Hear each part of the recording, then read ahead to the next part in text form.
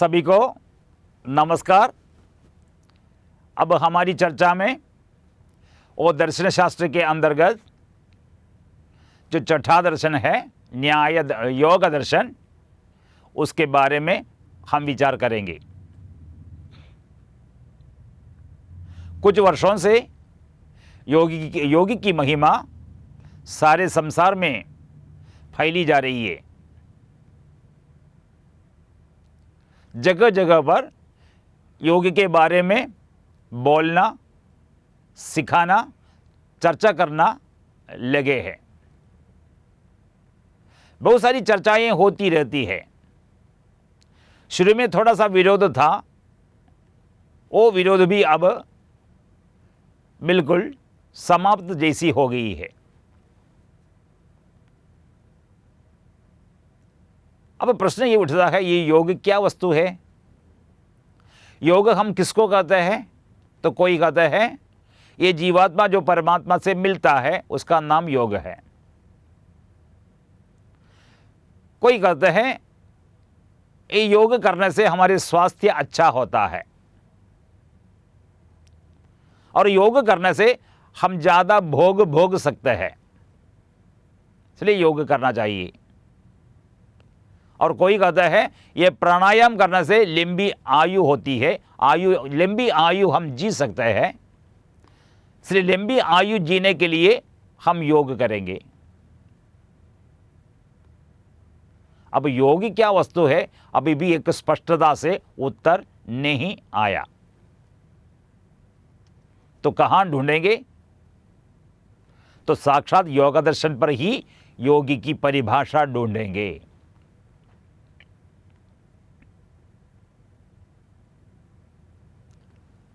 तो योग दर्शन को लेते हैं, छठा दर्शन है, सबसे छोटा दर्शन है। पूर्व मीमांसा बहुत लंबी है, बहुत बड़ी है, 2700 के आसपास सूत्र। उत्तर मीमांसा में 525 के आसपास, वैशेषिक में 370 सूत्र और न्याय में 525, सांख्य में 525।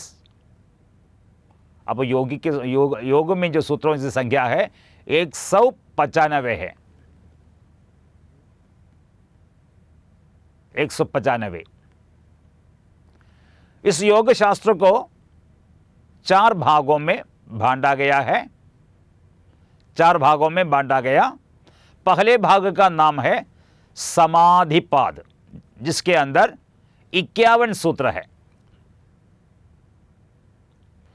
दूसरे भाग का नाम साधन पाद है, जो 55 सूत्र है। तीसरे भाग का नाम विभूति पाद है, उसमें भी 55 सूत्र उपलब्ध है। और चौथा है कैवल्य पाद, जिसमें 34 सूत्र उपलब्ध है। तो कुल मिलकर के 51, 55, 55, 34 कितना हुआ? 195। अब सूत्रों की संख्या की दृष्टि से सबसे छोटा दर्शन है योग दर्शन। परंतु प्रयोग की दृष्टि से देखा जाए, आज भी जितनी भी बात योग के संबंध में बाहर हमने खोज करके निकाली है, तो समुद्र के पानी के अंदर डूब कर रहने वाले तो बर्फ का जो पहाड़ है उसका एक छोटी सी टुकड़े के समान है। क्योंकि मानव जाति के विकास के लिए योग के और तथ्यों को खोज करके बाहर लाने की जरूरी है, आवश्यकता होती है। और सूत्रकार है पतंजलि मुनि।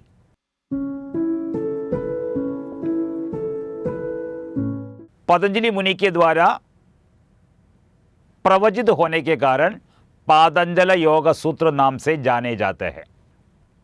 पातंजल योग सूत्र पतंजलिना प्रोक्तम पातंजलम। पतंजलि के द्वारा प्रोक्त होने के कारण पातंजल कहते हैं। इसकी एक सुंदर व्याख्या उपलब्ध है, वो है व्यास मुनिकृत।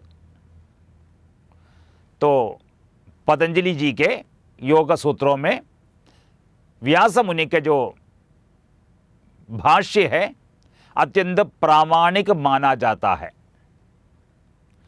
क्योंकि इससे ज्यादा प्रामाणिक भाष्य आज दूसरे का किसी का भी उपलब्ध नहीं है। उस भाष्य में योग के संबंध में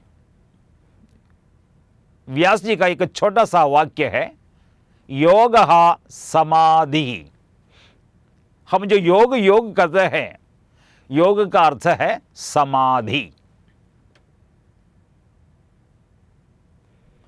तो समस्या आती है, योग के अर्थ समझ में आ गया समाधि, परंतु समाधि के अर्थ समझ में नहीं आया। तो योग का अर्थ क्या समझ में आया? अब इसलिए समाधि का अर्थ करते हैं सम्यक अधिगमनम समाधि। हम जब लक्ष्य को निर्धारण करेंगे, निर्धारण करने के बाद उस लक्ष्य को प्राप्त करने के लिए जो प्रयास करेंगे, तो हमारा प्रयास यदि शास्त्रीय हो, शास्त्र के अनुरूप हो, शास्त्र में बताई गई शैली से हो, तो उपलब्धि अवश्य होती है। उस उपलब्धि का नाम ही योग है। अपने लक्ष्य की प्राप्ति का नाम ही योग है।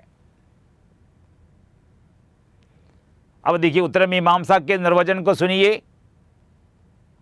ब्रह्म तद लक्ष्य मुच्यते, बताया ना वहां। तो लक्ष्य प्राप्ति का नाम समाधि है। इसलिए योग का अर्थ क्या होता है? समाधि, सम्यक अधिगमनम। ये कैसे प्राप्त होता है, ये पतंजलि मुनि बताएंगे आगे। योग चित्त वृत्ति निरोध करके बताएंगे। उस पर आज हम नहीं जाते, क्योंकि थोड़े से समय में संपूर्ण दर्शनों के बारे में एक परिचयात्मक दृष्टि से बताना ही हमारा उद्देश्य रहा, वो यहां पूर्ण हो गया। अब विशेष रूप से इन ग्रंथों का अध्ययन यदि किसी को इष्ट है, करना चाहते हैं, तो अवश्य हमसे संपर्क बनाए, तो हम प्रबंध करेंगे, दर्शन को पढ़ाएंगे। तो इस आशा के साथ आप सबको धन्यवाद करता हूं, क्योंकि ये सारे एपिसोडों को आपने बहुत ध्यान से सुने, उसके लिए समय निकाले हैं। इसमें भाषा की दृष्टि से थोड़ी त्रुटि रही होगी, क्योंकि मैं एक दाक्षिणात्य व्यक्ति हूं। फिर भी मेरा तो ये परिश्रम ये पूर्ण रूप से रहा कि अशुद्धियां कम निकले। कभी मैंने पुल्लिंग को स्त्रीलिंग बना दिया होगा, स्त्रीलिंग को पुल्लिंग बना दिया होगा, तो मेरी इस अपूर्णता को आप पूर्ण कर दीजिए। आप विज्ञ है, आप जानने वाले हैं, तो न जानने वाले की जो कमी है वो जानने वाले पूर्ण कर दे। इसमें हमारी पूरकता होती है, ये मेरे लिए आपका कॉम्प्लीमेंट होगा। इस आशा के साथ विराम करता हूँ। नमस्ते।